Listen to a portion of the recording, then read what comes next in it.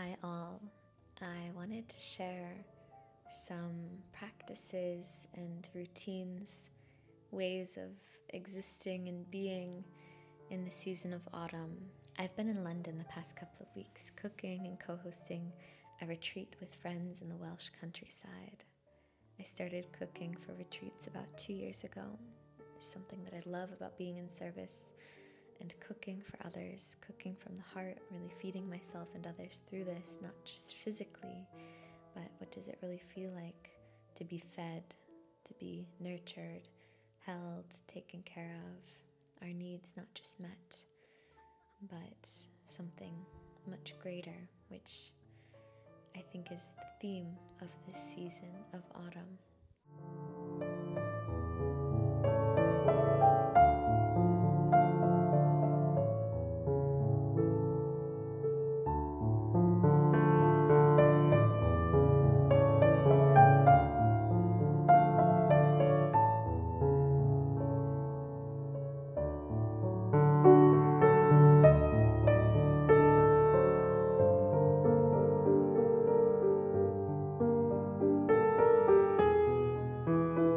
Here all cozied up in my friend's beautiful flat in London, and I've been here over the past couple of weeks just exploring the city, spending time with my friends here, cooking together, practicing yoga together, and really just like relishing in the season of autumn, in this very transitionary and potent season where we're slowly diving into journeying our way into winter, into the darkness, into kind of a closer relationship and connection to our internal worlds, our dream worlds, connection with our ancestors, our loved ones. It just feels like a very heartwarming, deep and grounding season for me. It's my favorite.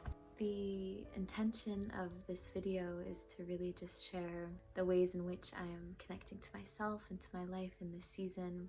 There are a few practices and things that I like to really integrate a little bit more intentionality around.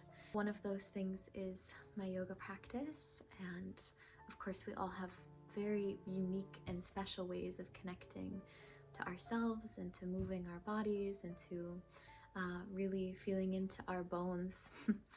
So for me, it is my Ashtanga practice, which I've taken a break from over the past few months, and I started practicing some other styles of yoga and just doing different things for a change. I love the season of autumn because it almost feels like an invitation for me to devote myself to something, to commit myself to a discipline, to learning, to growing, to expanding my knowledge. With that, we have to kind of show up for ourselves in particular and unique and personal ways consistently and regularly. Especially with the practice of Ashtanga, it's like a perpetual cycle of forgetting and remembering. So forgetting the why, forgetting why I'm embarking on such a challenging and difficult practice, and then coming back to the remembering, like, oh yes, this is why, because I can listen and I can stop and I can feel and I can connect and I can challenge myself and I can move through difficult postures and moments, come out on the other side regardless of the outcome, and know that I was present, I was there, I tried, I showed up, no matter what kind of circulated in that period of time. My ultimate kind of goal for this season is to commit to this practice. What is evoked from that? What is experienced through that? And just like connecting back to the observing state, all of the senses activated as well. What happens when we stop and we listen? Something that I am continuously learning.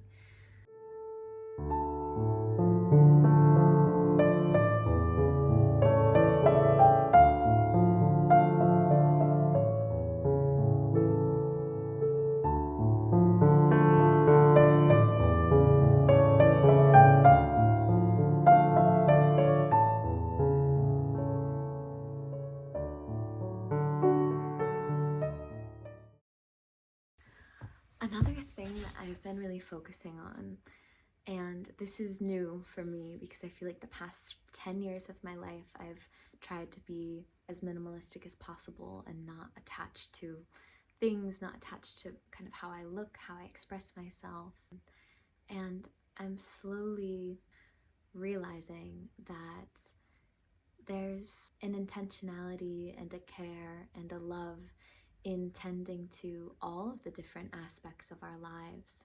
It doesn't necessarily need to be attached to our ego, but rather from a deeper place of truth, of who we are and how we want to decorate our lives, how we want to celebrate ourselves in this body, how we want to celebrate the environment and the spaces that we live in. And so what I've been really exploring over the past months is, how do I feel the most connected and the most me? And that has been through fashion, that has been through wearing things that really feel like an expression of my true self, that feel fun, that feel playful, that feel warm and bright and vibrant. And decorating ourselves, finding beauty in kind of the simplicity of getting dressed or putting makeup on or wearing our hair the way that we please. I think that there's also a freedom in that we forget. Maybe, I always had the story of, oh, it's really selfish to take care of myself like that, but actually I think it is really kind of bowing down and honoring ourselves. So I'm loving clothing, I'm loving decorating myself, wearing what feels so me. I love it.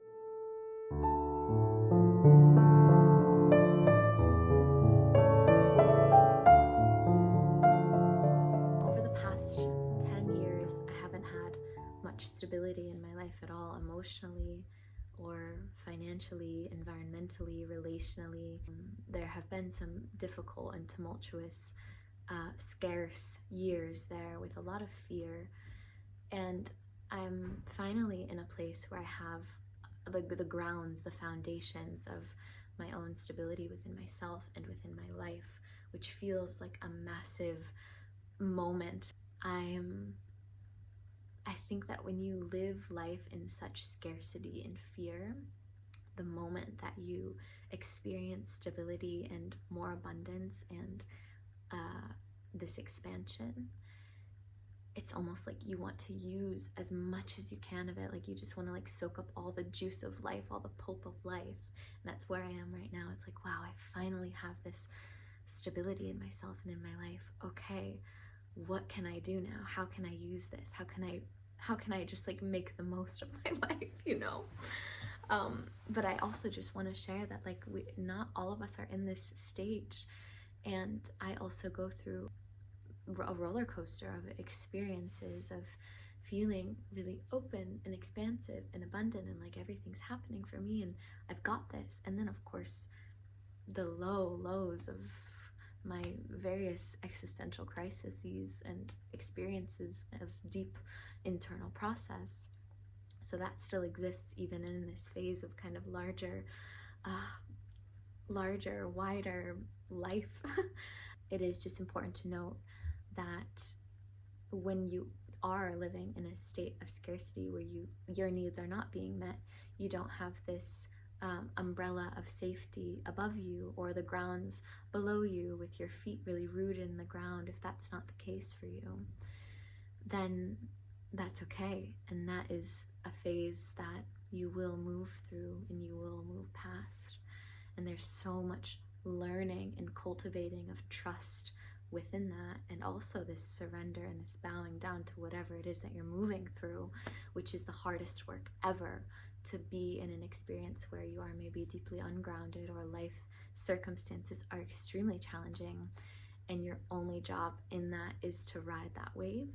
There's not much room for creativity, there's not much room for these kinds of routines. There's not much room for investing in resources and knowledge and having mentors and things like this. Like that time, which I'm super familiar with, is for riding the wave.